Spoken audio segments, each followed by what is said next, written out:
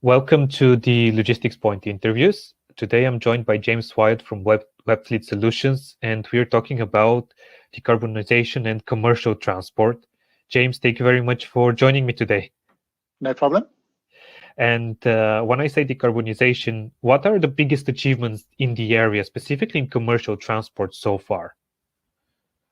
I think if you look at some of the legislation requirements from some of the organizations like FORS, people have been working really hard on their driving behaviors, their idling time, and reducing their carbon output already. So in some ways, it's not really a new fad to talk about decarbonisation in transport.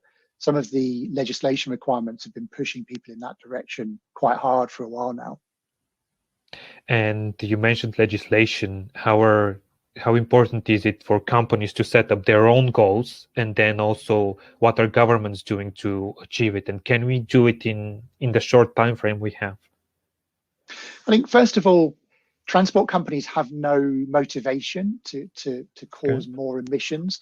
I mean, there are some industries, if you look at some like tourism and leisure, they may want more people to fly. Transport has a big motivation to be efficient anyway. The hours of the drivers and the fuel going into the vehicles is a huge expense for them already. So I think it's not a new thing for transport companies to want to be more efficient. That's a sort of a first thing to understand. They've been trying very hard for their own reasons in some very competitive marketplaces for a while now to be efficient. Then when you look at the legislation, I do feel that some of the areas like FORS that I mentioned, which started in Transport for London, they've really forced companies to look at technology. And then when they're forced to make those kind of purchases, they actually sit back and think, right, what are my goals? So the legislation's kind of driven the behavior in the companies of sitting down and saying, well, what do I want to achieve? What am I trying to do here? Is it reduce idling? Is it improve my MPG? Is it to route and schedule better to reduce my overall time scale? So it's forced people to look at the technology that's available and do a proper job of going through the company and working out their goals. It's sort of like a change management process. And when you say the technology that is available, what is the available technology out on the market, and how does it impact all of this? Well, we saw FORS drove a lot of people towards camera systems, partly more from a safety perspective, from cyclist safety originally, but also telematic systems. They very much drove people to report on carbon output. And that's quite a difficult thing to do. You'd need quite a lot of, you can do it, but if you need to know exactly what fuel is going in your vehicles, how much carbon burning that fuel in that vehicle produces, it's quite complicated. So it drove people towards telematic systems that could tell people exactly how much carbon they were producing as a business from the vehicle. So that was a major trend that we saw. And also some of the driver behavior aspects like idling. Problem idling, excessive idling has always been an issue in heavy vehicles. And I've seen it myself, and I've been at Webfleet for over 12 years now. Sometimes on trials, certainly going back to my early days, you would see people start the vehicle at the start of the day, switch it off at the end of the day, and whatever they were doing in the middle of the day, they just leave the engine running. And you'd be talking to someone sometimes, coach drivers we were training, you'd be talking to them sometimes for 10 or 15 minutes, and they just have the engine running. And that kind of behavior has been much easier to report on and then eliminate. And a lot of the time it's just awareness. You make people aware of what's happening and the behavior improves. Do you think that managers, but also drivers, are more aware that they need to work on this now and they're taking the right steps? You just mentioned about drivers. They just let the vehicle running without even realizing they do it. I think with heavy vehicles, the drivers are professional drivers and they want to do well. You don't see some of the issues you see with car and van drivers where they don't really see themselves as a driver and the vehicle's a conduit to their work and they think, well, I'm an electrician, I'm not a driver, don't talk to me about my driving. With heavy vehicle drivers, they tend to want to do well, they want to improve. And a lot of the time it's an education piece. If you use a bit of gamification and education to show people the league tables, show them what is going wrong, show them what's going well, and then they will improve dramatically. So I think a lot of it's about showing people data in a simplified form and letting them improve. And just to bring you back on the topic of technology, how long does it take and what type of technologies are people looking at the moment, and how long does it take to implement something? Implementation is not, I mean, technology for installation, we're talking about sticking a, in our case, a single black box into the vehicle. It's not a complicated task. What people often struggle with is how to implement it. I think that's when I did a lot of presentations at Ford's events where there was a driver training element to Ford. So that the module that was around driver behavior, I used to go and do some presentations at. And I used to say to people, make sure you know what you want to achieve before you invest in the technology, and then benchmark where you are. So benchmark your starting position. And a lot of companies, again, you go back 5 or 10 years, they didn't really know what each job was costing them and what they were spending. So we often advise to put the technology in and change nothing for the first month or two. Just put it in, get a baseline, see where you are now, cost everything, work out how much fuel you're using, how much idling you've got. Don't say anything to the drivers about improving, and then work out what you need to be focusing on as a business. Hey there, thank you for watching.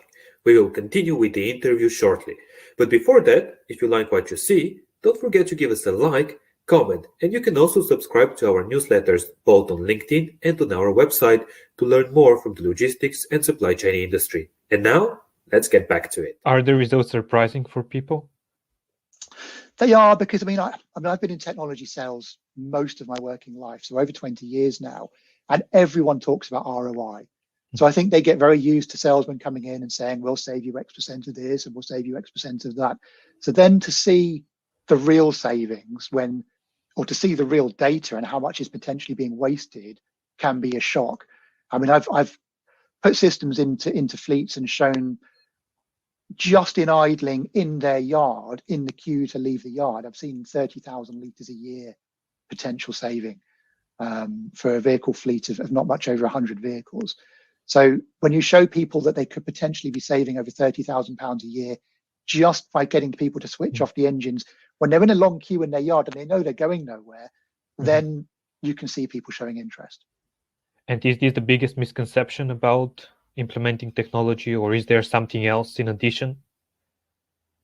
I think there's many levels. I mean, there are lots of things you can do to reduce carbon output in transport. Looking at driver behavior, trying to reduce straightforward idling, speeding, aggressive driving is probably a first step, but there are some massive savings to be made in the whole scheduling and planning areas. That's where it potentially gets more complicated. And that's where we as a telematics solutions provider would work with partners on the scheduling, because there's a lot of people out there who specialize in that area. And I think that's the way people should look at it, as a multi-stage journey. Work out where you are, look at what you as a business potentially could save initially as an easy save, and then look at the longer term piece, which is probably going to be, how do you schedule and plan your work more efficiently? And then further down the line, how do you integrate electric vehicles? How do you work out which vehicles to change first, and what you're going to do when we know we're going to have to electrify parts of the fleet and all of it by 2040. So use technology to help make informed decisions around that.